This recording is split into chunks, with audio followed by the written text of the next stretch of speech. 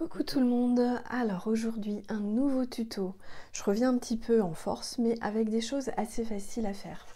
Je voulais te proposer un tuto sur les baies. Comment on fait des tiges de baies. Alors là je te montre moi ce que j'ai réalisé. En fait je voulais te proposer un tuto facile pour juste te remettre un petit peu en jambes en début d'année. Quelque chose de simple à faire. Hop là je l'ai fait en jaune. Je suis partie en fait de mon illustration, je ne sais pas si tu te rappelles, mais je l'avais mis sur mon Instagram, de celle-ci et je voulais te proposer de réaliser ces jolies baies. Donc c'est chose faite, j'ai préparé l'atelier et pour cela la suite va venir, je te présente le matériel. Allez, je te propose du matériel, alors ça va être très facile et très simple. Il te faut juste ces deux pinceaux. Un pinceau fin, un petit peu à poil dur. Moi, je l'aime bien celui-ci justement pour faire de jolis cercles. Il est très pratique et très facile.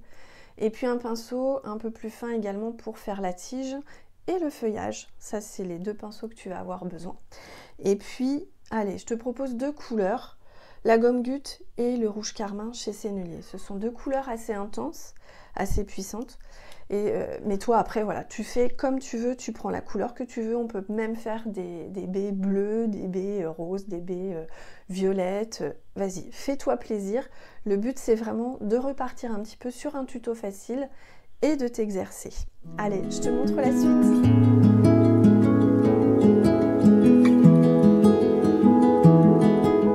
Alors je ne sais pas si tu te rappelles, mais j'avais posté sur Instagram cette illustration, ça je l'ai réalisée en atelier, directement en atelier en Provence. Et moi je voulais juste te montrer comment je réalise ces petites baies. Alors c'est parti. Comme tu vois, j'ai déjà fait quelques exemples. Donc une en rouge carmin et une en gomme goutte. Donc là je travaille principalement avec les couleurs Sennelier, ce que je t'ai présenté en fait au début. Après, à toi de voir, tu peux évidemment utiliser toutes les couleurs que tu souhaites. Au contraire, là je suis partie sur des couleurs assez vives pour que l'on puisse voir le résultat assez rapidement. Alors c'est parti, je suis sur à peu près un même format, il doit être un tout petit peu plus grand, c'est ça. Donc, on va réaliser deux brins pour avoir quelque chose d'harmonieux en fait. Donc je commence par prendre un petit pinceau, mon petit pinceau Léonard. Donc celui-ci, je voulais le tester, je l'ai reçu il n'y a pas très longtemps. Je l'ai commandé et alors il est, tu vois, il est très fin, très pointu. Et surtout, je ne sais pas si tu vois bien, il est un petit peu à poil dur. Il est moins souple par exemple que celui-ci. On le voit tout de suite. Hein. Et je trouve que pour faire les ronds, eh bien, il est très bien. Des fois trop souple, ton pinceau va un peu s'écarter, va un peu déborder, c'est pas toujours très agréable. Là je vais venir chercher ma couleur que j'ai préparée et je suis partie en fait sur du rouge carmin également, donc une couleur assez vive. C'est un rouge un peu rose au final et là je prends vraiment beaucoup de quantité de peinture. Je suis sur un mélange vraiment très pâteux, d'accord? Il faut que ce soit très pigmenté. Et c'est parti, je vais commencer par faire mes petits ronds. Allez, on va commencer par faire des ronds un peu importants en bas de la tige en fait. Donc un peu plus gros. Dans l'idéal, on peut laisser un peu de blanc du papier pour donner cette lumière pardon, à votre petite baie. C'est drôlement... c'est un petit peu plus joli, mais c'est pas une obligation. Hein. Il y en a que j'ai fait sans laisser le blanc du papier pour donner la lumière. Donc, pour que ce soit également plus harmonieux, on fait donc des baies un petit peu plus grandes en bas en fait de notre tige. Je ne vais pas en faire beaucoup, sur les autres j'en avais fait pas mal. Là je vais peut-être éviter d'en faire de trop. J'ai tendance parfois un peu à m'emballer. Et après on se retrouve un petit peu coincé. Donc si elles ne sont pas complètement rondes, c'est pas très grave non plus. Hein. Une baie, c'est pas forcément symétrique à tout bout de champ. Plus on va s'écarter du bas de la tige, évidemment, il faut se la représenter. Si c'est plus facile pour vous, vous pouvez également faire votre tige au préalable et placer les baies après. Moi j'aime bien faire les baies avant, mais si vous visualisez mieux en fait la tige, en faisant la tige avant, c'est tout à fait possible. Donc là, on continue, je fais mes petites baies. Et plus je vais aller donc vers l'extérieur de ma tige, plus les motifs vont être petits. Donc je vais essayer de doser la taille.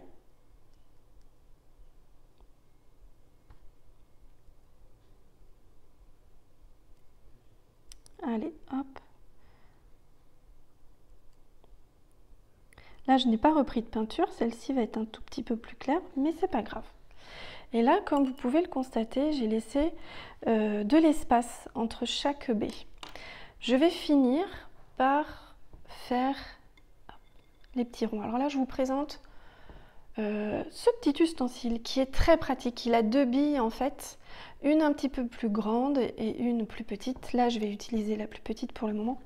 Et en fait, ça c'est super pratique, ça me permet de faire des ronds presque parfaits. Juste des petites billes. Là, je vais prendre l'embout un petit peu plus grand, hop, pour faire ma petite baie un peu plus grande. Et franchement, c'est super. Voilà. Allez, on continue. Je rince bien mon pinceau, je reprends celui-ci, et je vais bien rincer mon pinceau. Puis, je vais utiliser essentiellement de l'eau claire. Voilà, il n'y a que de l'eau sur mon pinceau. Et je vais venir tracer des cercles en venant chercher en fait ma couleur que j'ai fait pour les baies qui sont juste ici.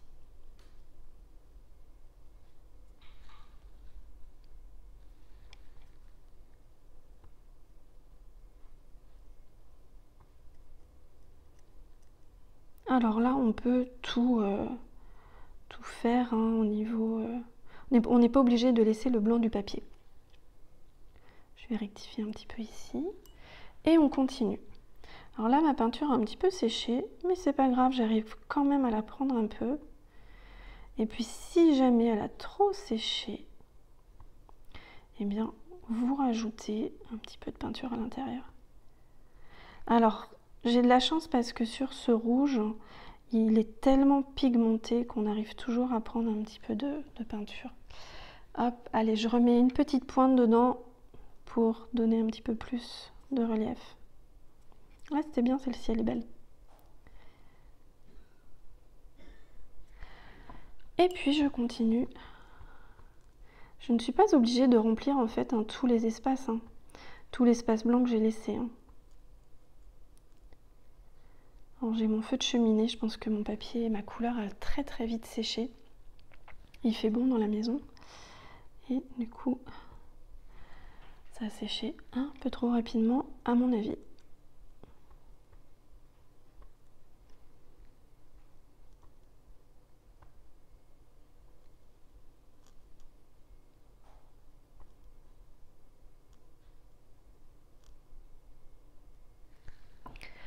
Ensuite, je vais faire la tige. Donc là, j'ai préparé un vert assez lumineux.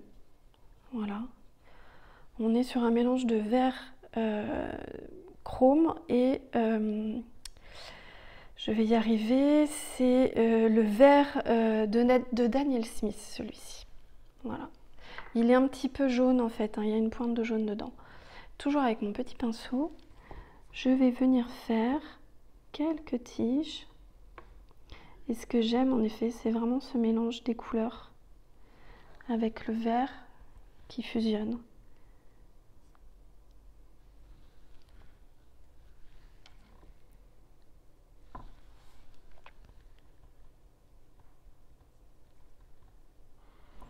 Là, je mets un tout petit peu de vert foncé avec mon vert clair.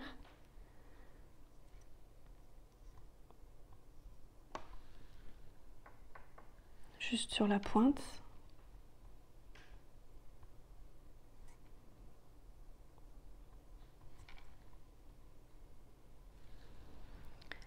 Et je vais faire un peu de feuillage. Donc pareil, on pense à faire la petite queue de la feuille et on écrase son pinceau pour relever, pour faire la pointe de la feuille. Il faut vraiment jouer avec le pinceau entier, c'est très intéressant. Avec la pointe, avec le corps du pinceau et de nouveau la pointe.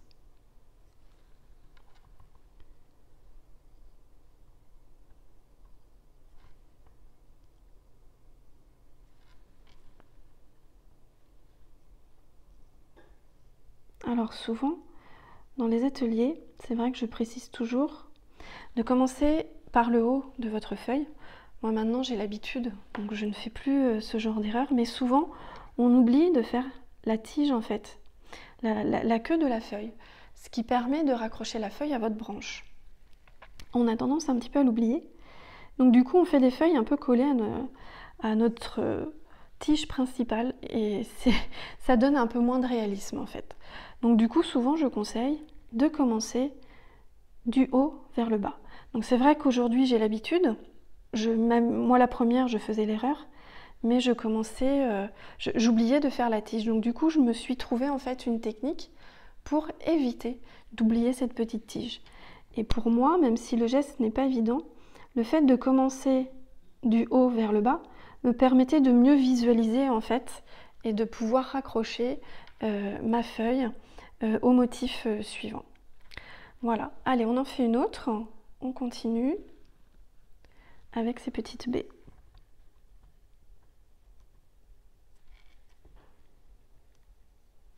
Donc toujours le même principe, je tremble un petit peu, hop.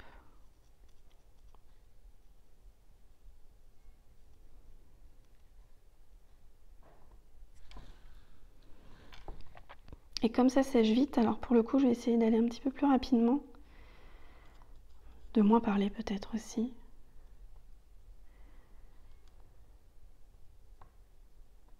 Hop.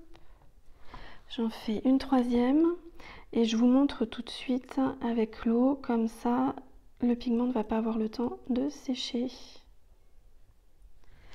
Je rince bien mon pinceau, ça c'est l'étape la plus importante, et je prends de l'eau claire, de l'eau bien propre, pour venir travailler et faire des baies un petit peu plus claires. Voilà. Et là, vous voyez, avec mon eau claire, je viens prendre le pigment que j'ai apposé sur ma feuille et je viens tracer ces petites baies. En fait, l'avantage, c'est qu'on arrive justement à faire des baies, des branches en tout cas de baies ou des petites baies, des groupes de baies très harmonieuses et surtout à donner du relief en fait à l'ensemble, à donner un petit peu de perspective. Comme dans toute chose, il faut un peu de perspective pour donner soit du réalisme et surtout pour éviter que votre aquarelle ne soit trop plate. C'est jouer avec les couleurs, jouer avec les contrastes, jouer avec les nuances et avec la transparence. Alors là, hop, on va faire une là.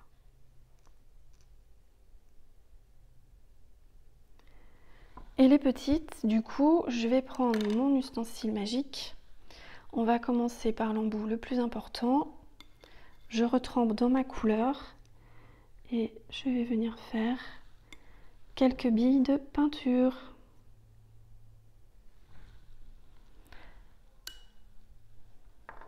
De la même façon, on va venir faire notre tige.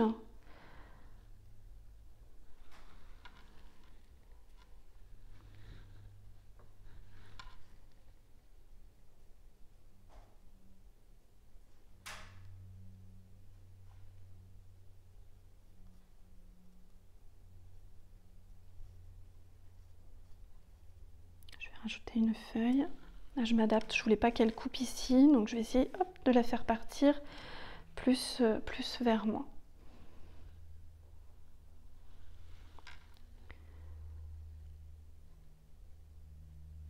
Donc là, je vais faire une feuille pour rattraper un petit peu cette tige un peu qui partait un peu bizarrement.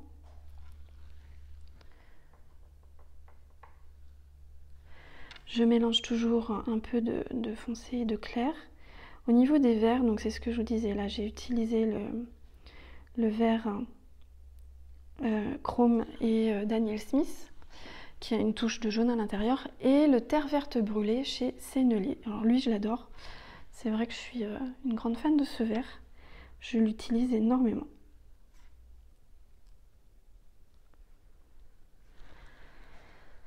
Hop, on rajoute quelques feuilles en haut. Je sais pas si c'est tout à fait sec. J'ose pas mettre ma main. Donc attention à bien laisser une petite queue. Et là c'est pareil, vous variez les formes, vous pouvez varier les formes et vous pouvez varier surtout les tailles, en faire des petites et des grandes de différentes couleurs. Là aussi ça va permettre de donner plus de perspective et d'harmonie à l'ensemble. Et voilà pour cette petite branche de baie. Moi je vous conseille d'utiliser la couleur que vous souhaitez. Elle peut même être bleue, verte, rose, comme on veut. Au contraire, faites-vous plaisir. Et là j'ai fait quelque chose d'assez intense pour que vous puissiez voir très facilement. Mais vous, faites-vous plaisir. Voilà.